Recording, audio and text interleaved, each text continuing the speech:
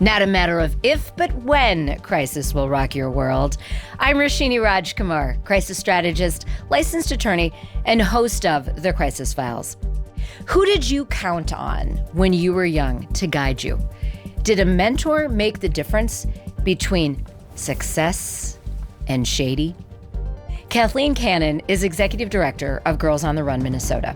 Girls on the Run is a national nonprofit that helps girls boldly pursue their dreams.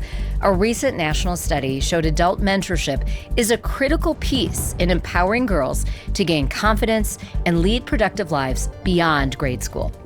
This goes a long way toward combating the national crisis of isolation faced by girls and a lot of young people. Kathleen is here for the case file I call Mentors Matter.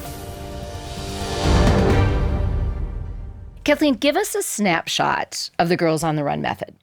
Girls on the Run is all about 3rd through 8th grade girls, which we remember being those. Maybe we've got Not some in our lives. Not a fun time as we look back. Right. Yeah.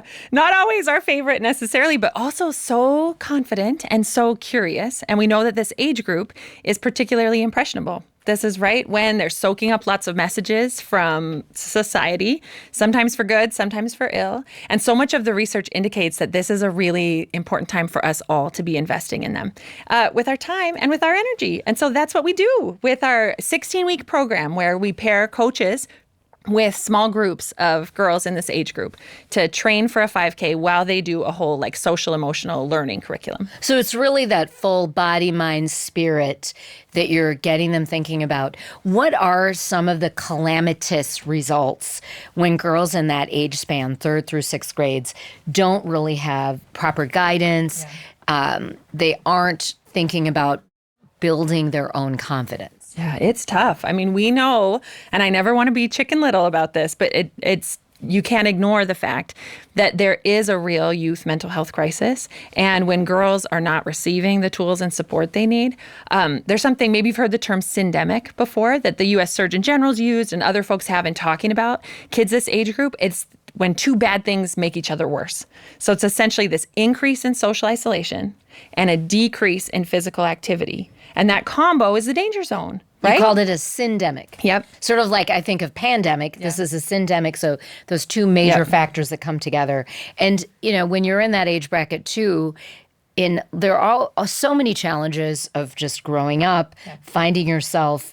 The more you can have that support, in a lot of times from adults. Yep. It really does matter. So what is a really good mentor, not only for the Girls on the Run program, but in general, because I know there are a lot of adults out there who care about kids, whether they're already parents or not, who want to be a good influence. Yeah, I'd say even beyond formal programs like this where folks can volunteer, young people need 2 main things from us. And one is authenticity, which is bringing our own best selves, right? Being real. Young people see right through it when we're not. And that is truer every day, something I relearn all the time, like being who we are. I think that authenticity is super important. And I'd say the second is reliability. And that is just showing up consistently. If that is as a youth coach in an organized program, if that is a neighbor that checks in weekly or monthly, but that consistency over time, we know that combination of authenticity and consistency, really reliability, is a difference maker for kids, all kids, but certainly in this age group when they're extra vulnerable. Now, there was a recent national study. I think it's pretty amazing because it was of 8th graders around the U.S. and in other places. Mm-hmm. Tell us about that study. Yeah, so it's talking with 8th graders who had participated in Girls on the Run as 4th graders. So this is following up years later to see what, if anything, stuck with them from this 8-week program where they were meeting in small groups, talking about social emotional learning with trusted coaches, training for this non-competitive 5K. And it's interesting because when you think about an independent national study, you don't know what those results are going to be necessarily to get a sense of, okay, what did stick with them? And the results were outstanding, that even years later, girls who participated in 3rd, 4th, 5th grade, by the time they're in middle school, they are taking confidence with them. They are speaking highly of those adult coaches that were involved. And they're super reflective about all the problem-solving skills they've brought with them, saying, hey, this did help me manage my emotions. Hey, this did help me learn to stand up for myself and others. Pretty amazing. Some statistics that I want to share with people. 81% of those alumni credit Girls on the Run with their ability to manage emotions. 89% said it influenced their ability to set and achieve goals. And this is key. 91% say it helped them resolve conflicts with peers. And you know what? As an adult, many of us have trouble resolving conflict with peers. So there's just, it sounds like you have such a good curriculum going in for both the mentors and the mentees. Yeah. And I do think the curriculum piece of it is particularly accessible for coaches. To your point, when you said we have lots of adults who want to make a difference, how do you? A lot of times folks will say, well, I'm not a runner, or I wish there were a way I could do this, but do I have to come up with all the topics I'm supposed to talk about or to share with young people? And I do think that's one of the many perks of Girls on the Run is that this curriculum is super turnkey. There are really detailed research-based lessons that incorporate a lot of physical movement and activity, but that the adults involved don't have to invent any of that. Instead, they can say, okay, I brought my own best self. I'm ready to build relationships. I'm ready to have fun. But the rest of those details are spelled out for me, so I don't have to come up with that. I can just worry about the relationships. Well, you can see Kathleen has so much energy for this program and what she does. She's been leading the Minnesota chapter for 3 years, and she's expanded it from serving 400 third through eighth graders to more than 5,000. I mean, that's really good math. I wish I could have placed a bet 3 years ago and would have made a lot of money right now on Kathleen. What is your advice to men and women out there that want to get involved in their communities? Because even retirees right now, they've maybe decided, I don't want to do a new career. I want to enjoy retirement, but I don't want to just play golf. Mm-hmm. What's your advice for how to get involved and what they should look for in mentor programs that are out there? Mm-hmm. Such an important question, because I think we all mean well and life fills up so fast. So in thinking about how do you prioritize something like this, I think one great piece of advice is to start small. Start in your very own zip code. Look in your own neighborhood and see what's going on. Maybe there's a school down the street and doing Girls on the Run. And it's a nationwide program, but they could use a coach. Maybe there is a youth sports program or other mentorship program right in your neck of the woods where you could help out even once a month if it's not once a year. Have coffee with somebody you know who is investing in young people and say, hey, what could I do to help? I think starting small with one conversation or give it a quick Google, really anything, is so much better than nothing and so much less overwhelming than thinking, okay, if I can't commit every Tuesday and Thursday, like there's not a place for me here. I think we build the communities that kids deserve, like one day and one conversation, one choice at a time. When I was in my first TV reporting job in Fargo, North Dakota, I ended up just through a story getting very attached to this one second grade teacher. And that led to going into her classroom, and the other second grade class got in on it. And I did some reading. And then that led to, on my days off, I would go into that school and teach news at the different grade levels, whatever they could handle.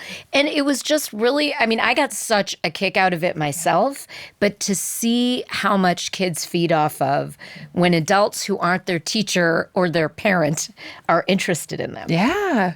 And the idea that there's such a complex ecosystem all around us, right? When you step into a school like that and realize, hey, kids are curious or they're hungry or I have skills that I can offer to this. Like, what a gift to be part of that.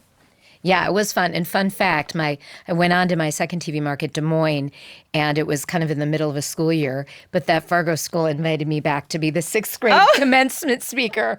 So I drove back to Fargo for that. I will always remember that class, that second grade class from 98, 99. That's Isn't amazing. That funny? So even on the mentors, it sticks with you. I'm getting like emotional thinking about it. All right. So this is the Crisis Files. You're on because this is such a great program we want to highlight. But there is actually a crisis of isolation happening. Tell us a little bit more about that and how you are confronting that. Because, yes, you have this 5K non-competitive run, but there are psychological and academic pieces going into fighting the isolation. Mm-hmm. Well, we know the impacts of this isolation are real when we talk about the research indicating increases in experiences of like sadness and hopelessness over time. And so I think one way that we can help combat that is spicing up kids' lives, and that's getting them to hang out with new people. I think this group size we do at Girls on the Run, which is 8 to 20 girls across like 3rd through 5th grade, is magic because it's not so enormous. sense that it is overwhelming, but it's also not going to just be kids in your neighborhood or apartment complex, not going to just be kids in your class. And so I think that intergrade friendship piece, that nudging along, like built-in ways to build positive relationships with peers and have some trusted adults that maybe aren't your parent or aren't your teacher, but are just someone else who's involved there. I think that coach to kid relationship and these opportunities to build peer, like kid to kid relationships, that combination, I think can be particularly meaningful. And often these groups, they're not always in the same school. Is that correct? Mm-hmm. Yep. A lot of times they are in schools. We also will have some in community centers,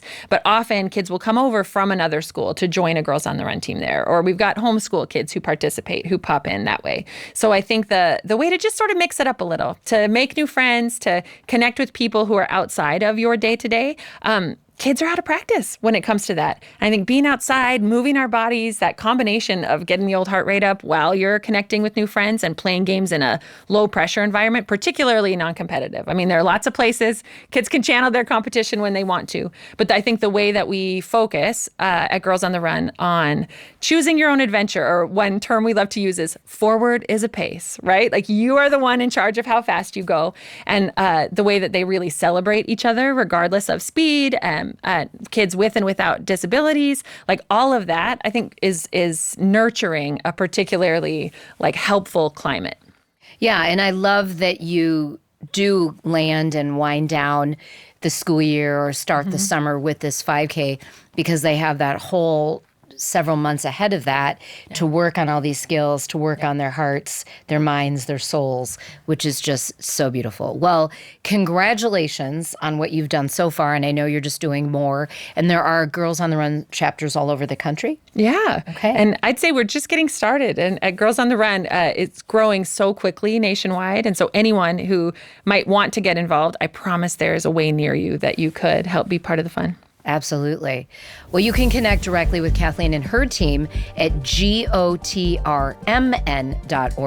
But as we'd mentioned, Google and find out your state's chapter or your local chapter and definitely get involved. Today's case file is powered by Northwing Digital. Northwing Digital is driven by a simple mission: help businesses succeed. Guided by core values, trust through transparency, and GSD, get stuff done. Northwing specializes in SEO and paid digital ads that deliver measurable results. From Google search to paid social, strategies that help your business stand out and grow. Make your marketing dollars work harder. Visit northwingdigital.com to get started. Northwing Digital, your partner in growth. Rate, review, and subscribe to The Crisis Files on your platform of choice. Follow us on YouTube and Instagram at The Crisis Files. Visit thecrisisfiles.com for all 4 seasons of the show. I'm Roshini Rajkumar. Join me next time on The Crisis Files.